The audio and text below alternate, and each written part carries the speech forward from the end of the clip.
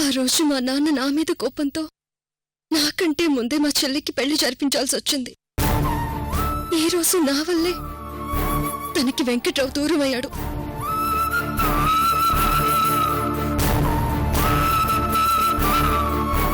అందుకే నేనిప్పుడు తనకి మరొక పెళ్లి జరిపించాల్సి వస్తుంది.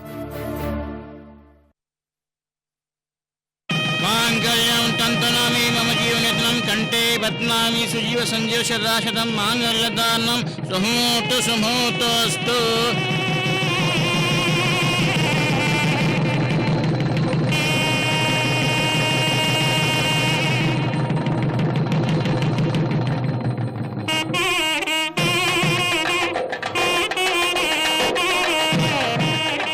బాబు దండలు మార్చుకోండి.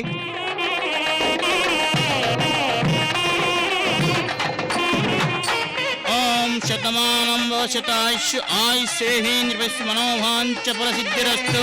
ధ్రువం తేరా జావరణే దృఢం దేరా భువస్పతి దృఢం తేరా శుభమస్తు దీర్ఘాయుషుమస్తు శుభం.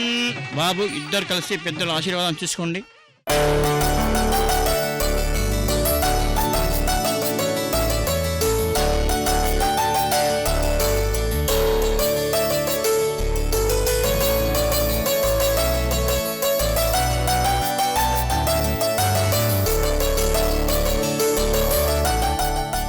అత్తయ్య ఆశీర్వాదం తీసుకోండి.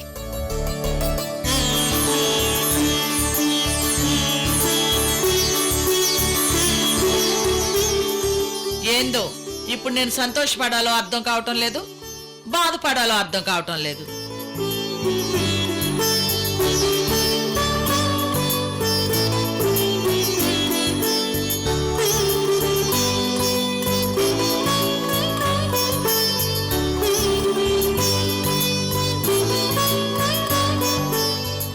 నందిని, ఇప్పుడు మనకున్న ఏకైక పెద్ద దిక్కు అంకుల్ ఒక్కరే. ఆయన ఆశీర్వాదం తీసుకోండి.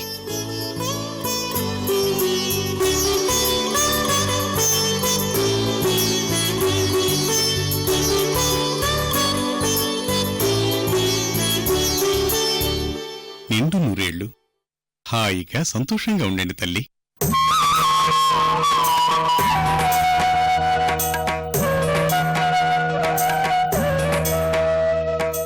గారు, ఈ రోజు నాకు చాలా హ్యాపీగా ఉంది. మనం త్వరగా మన రాధ పెళ్లి కూడా జరిపించేద్దాం.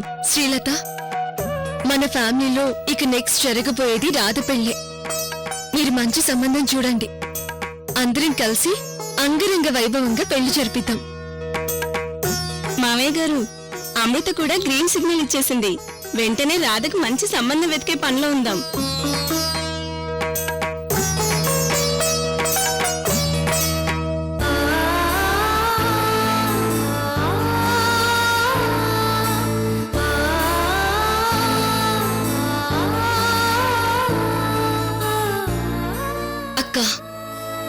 నువ్వు నన్ను ఆశీర్వదిస్తే అమ్మా నాన్న ఆశీర్వదించినట్టే.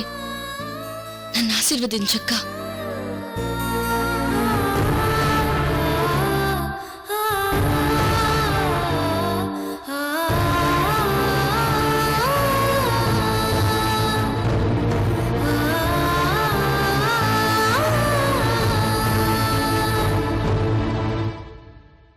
ఓర్ని, ఇప్పుడు నేను దీని కాలు మీద పడాలా ఏంటి?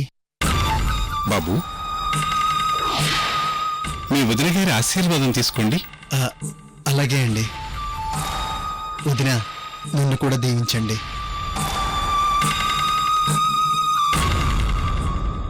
అమర్,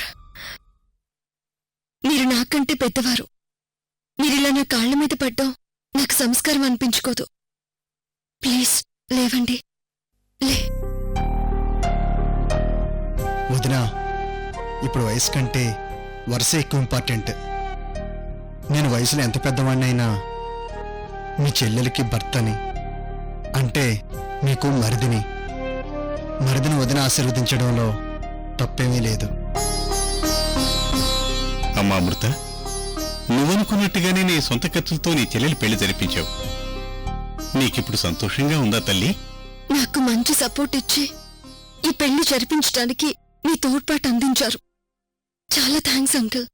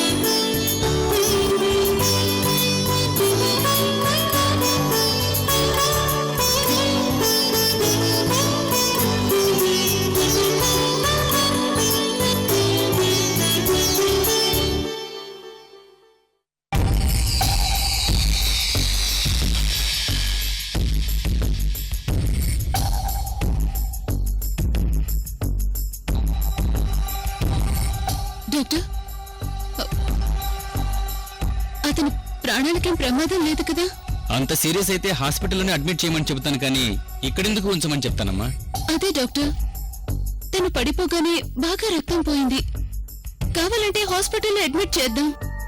చూడమ్మా, హాస్పిటల్లో అన్ని టెస్టులు చేశాకే ఇక్కడికి తీసుకొచ్చాం. ఏ ప్రాబ్లం లేదు, మీరేం టెన్షన్ పడకండి. Thanks doctor. ఈ మందులు వాడండి.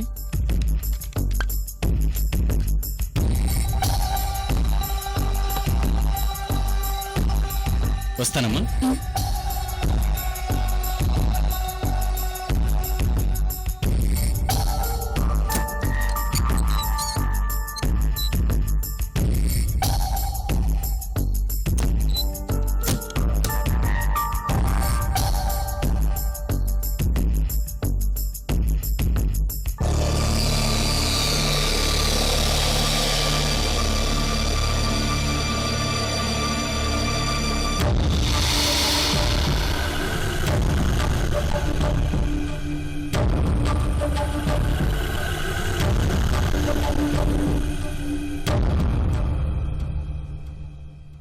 పాపం, అనవసరంగా నా వల్ల ఇతనికి గాయమైంది. అయ్యో, ఇతని ఫోన్ కూడా యాక్సిడెంట్ అయిన చోటే పడిపోయినట్టుంది. కంగారులో నేను కూడా గమనించలేదు. ఇతనికి సంబంధించిన వాళ్ళెవరికి ఫోన్ చేయడానికి కూడా ఇప్పుడు వీలు లేకుండా పోయింది.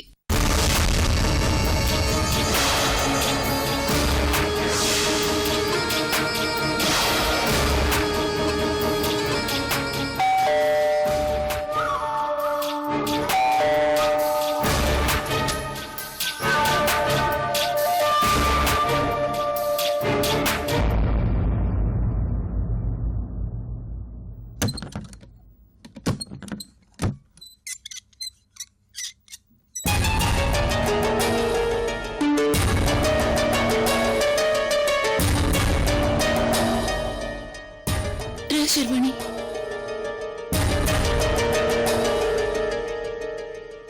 రేణు, ఏంటి టెన్షన్గా కనిపిస్తున్నావు?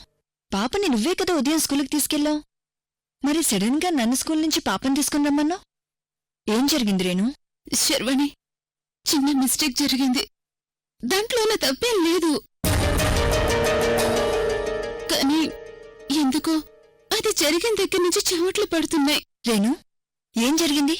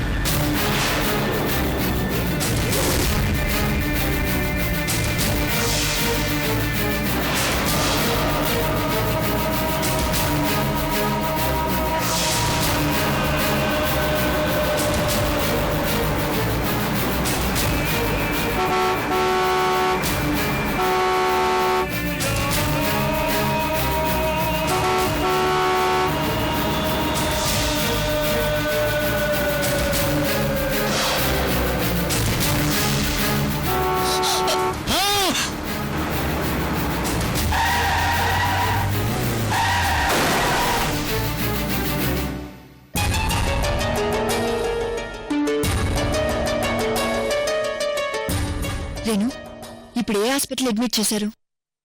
మన ఇంట్లోనే ఉన్నాడు శర్వాణి. డాక్టర్ బెడ్ రెస్ట్ తీసుకోమన్నారు. ఇంతసేపు అదేదో కొంపలు మునిగినట్టు నువ్వు టెన్షన్ పడి నన్ను టెన్షన్ పెట్టావు. తను మన ఇంట్లో ఉన్నాడంటే సేఫే కదా, ఎందుకు దాన్ని ఇంత సీన్ చేసి చెప్తున్నావు? తనకేదైనా అయ్యుంటే ప్రాబ్లం అయ్యేది కదా. ఏం కాలేదని చెప్తున్నారు కదా డాక్టర్. సరే, తను ఇప్పుడు ఎక్కడున్నాడో చూపించు. లోపల బెడ్ పైన నిద్రపోతున్నాడు. చూపిస్తాను పద. అక్షర, నువ్వు బ్యాగ్ లోపల పెట్టుకో. అలాగే అమ్మా.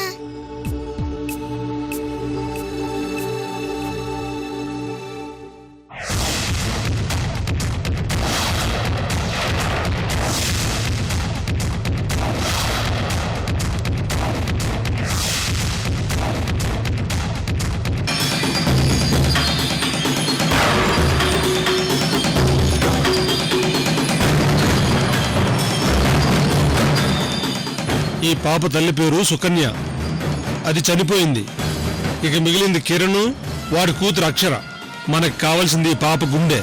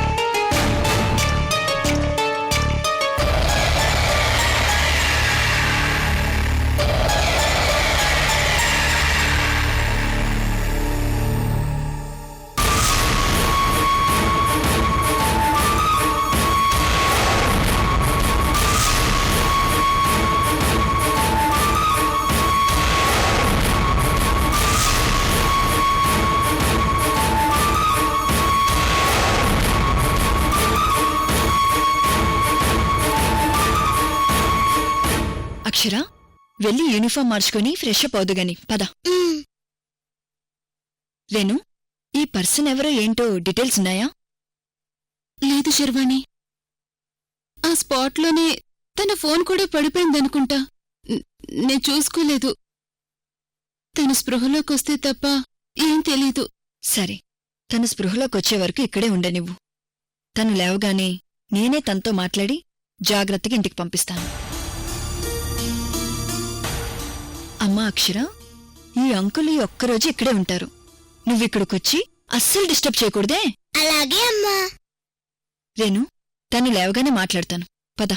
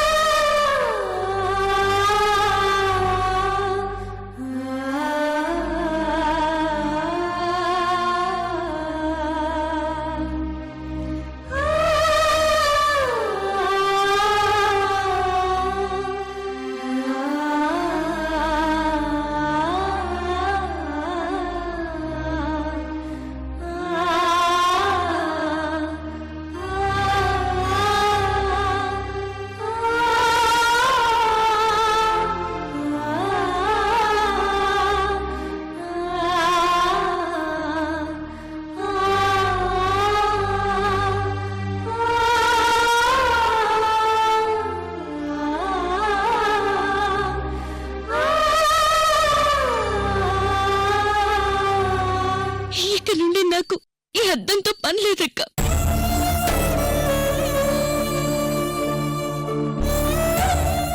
ఇక నుండి తీసేయక్క.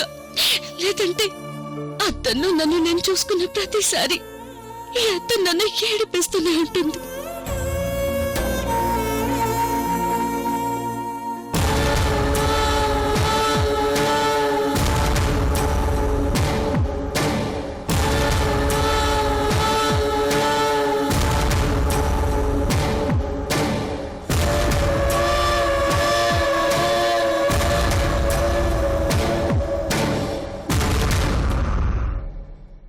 నందిని,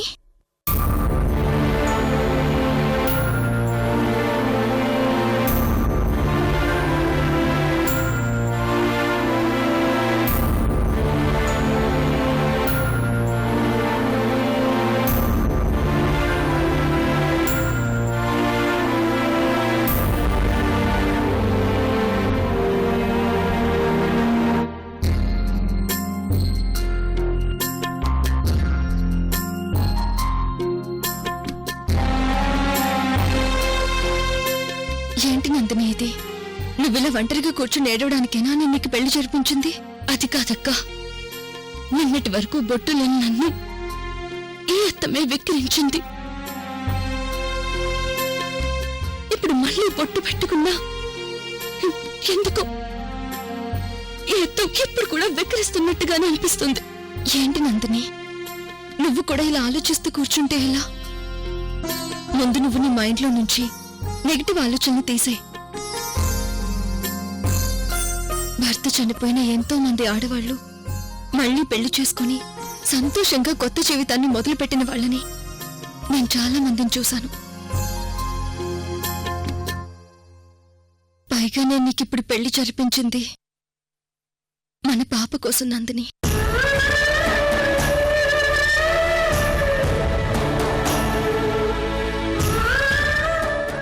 నాకు నేర్పింది, నేను నాన్న దగ్గర నేర్చుకుంది, ఆయన నాకిచ్చిన స్ఫూర్తి. వీటి వల్లే కదా నందిని ఈ రోజు నేను ఎన్ని ఒడిదుడుకులు ఎదురైనా ధైర్యంగా నిలబడగలిగింది. నా జీవితానికి సగం బలం నాన్న చూపించిన ఆప్యాయత. మరిప్పుడు అదే ఆప్యాయతని ఈ చిన్న పాపకు ఎన్ని కోట్లు ఖర్చు పెట్టినా తీసుకురాలేనందుని. అందుకే తనకి తండ్రి అండగా ఉండాలని బాగా ఆలోచించే నీకు పెళ్లి జరిపించాను. నా మాట విని పాత జ్ఞాపకాలన్నీ మర్చిపోయి అమర్తో కొత్త జీవితం మొదలుపెట్టు. అక్క, నిన్న నాన్న దగ్గర ఆశీర్వాదం తీసుకోవడానికి వెళ్ళినప్పుడు ఎందుకు నాన్నతోలా కనిపించారు. నా పెళ్లి జరగడం నాన్నకిష్టం లేదక్క. నందిని, నాన్నకిష్టం లేకుండా నేనేదైనా చేస్తానో చెప్పు. నీ పెళ్లికి రావడానికి పాపం నాన్న చాలా ట్రై చేశారు. జైల్లో ఉన్నవాళ్ళు ఎప్పుడంటే అప్పుడు రావడం కుదరదని నీకు తెలియదా నందిని? పైగా బొబ్బర్లంకలో నా పెళ్లి విషయంలో నాన్న బయటకొచ్చినప్పుడే ఆ వికాస్ కిడ్నాప్ చేసి ప్రాబ్లం పెట్టడం వల్ల ఈసారి నాన్నకి పర్మిషన్ దొరకలేదు. అది కాదక్క, ఎందుకు నాన్న లేకపోయేసరికి నాకలా అనిపించింది. అయినా నాన్న లేని లోటుని నువ్వెప్పుడు నాకు రానివ్వలేదు కదక్కా. నీకే కాదు నందిని, మన పాపకు కూడా ఆ లోటు రానివ్వకూడదు. నాన్న మనల్ని ఎంత ఆప్యాయంగా పెంచారో రేపు అమర్ కూడా మన లక్ష్మిని అంతకన్నా ఎక్కువ ఆప్యాయంగా పెంచుతాడు. నా మాట విని ఇంకా పాత విషయాలు, పాత జ్ఞాపకాలు పట్టుకుని కూర్చోకో. నీ మెడలో తాళి పడ్డప్పుడే నువ్వు అమర్కి భార్యవయ్యావు.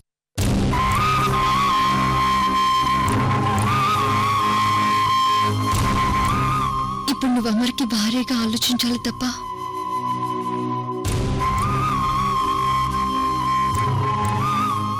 వెంకట్రావు భార్యగా ఆలోచించకూడదు నందిని. అక్క, ఈ జీవితం నువ్వు పెట్టిన భిక్ష.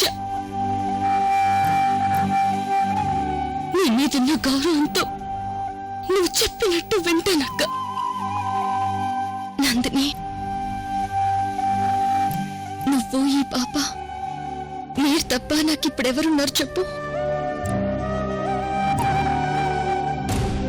నేనిప్పుడు అనుక్షణం మీ ఇద్దరి సంతోషం గురించే తప్ప ఇంకేది ఆలోచించే పరిస్థితుల్లో లేను. నువ్వు సంతోషంగా ఉండే రోజులు ఇప్పుడే మొదలయ్యాయి. నా మీద భారం వేసి ధైర్యంగా ఉండు నందిని.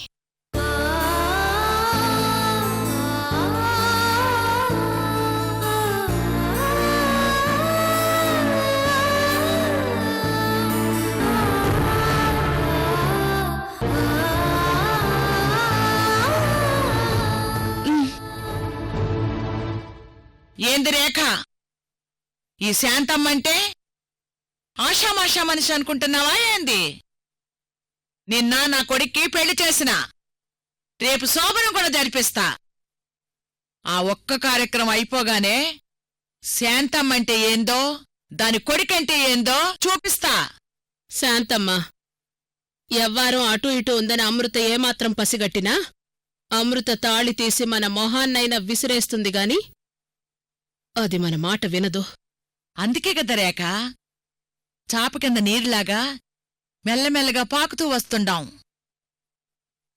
ఆ అమృతకి ఏమాత్రం అనుమానం రానివ్వం. ఆ నందినితో మొదటి రాత్రి ఒకటి జరిగిపోతే ఇక మనం ఎలా ఆడిస్తే అలా ఆడుతుంది అమృత. నందిని, నేను వెళ్ళి అమర్తో కూడా మాట్లాడొస్తాను. అలాగే అక్క. లక్ష్మి రా.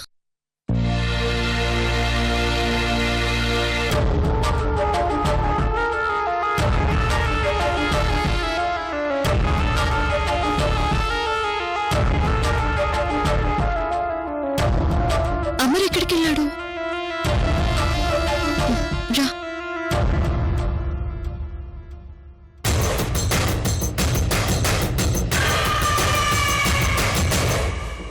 చక్రధర్, విజయవంతంగా నందిని మెళ్ళలో 3 ముళ్ళు వేశాను. ఇక నుంచి అన్నీ మన రోజులే. అమర్, నందిని మెళ్ళలో తాళి పడగానే నువ్వు వెళ్ళిన పని అయిపోయినట్టు కాదు. ముందు ముందు ఆ అమృతకు ఒక్కొక్క రోజు ఒక్కొక్క దినదిన గండంలా ఉండాలి.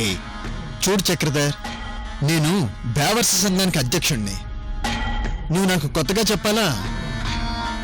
ఇప్పుడే కదా దాని మెళ్ళో తాళి కట్టింది.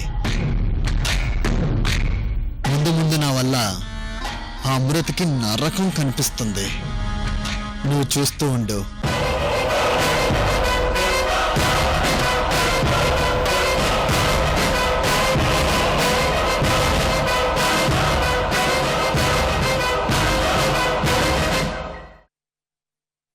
ఆ నందినితో శోభనం జరిగే వరకు మనం ఎదవలమనే విషయం బయటకు రాని ఒకరా. మీరు నా భర్త అండి. నేను నీ భర్తనైతే నువ్వు నా భార్యవే. అబ్బా, ఓ పని అయిపోయింది. అర్జెంటుగా వెళ్ళి ఓ పెగ్గేసుకొని రావాలి.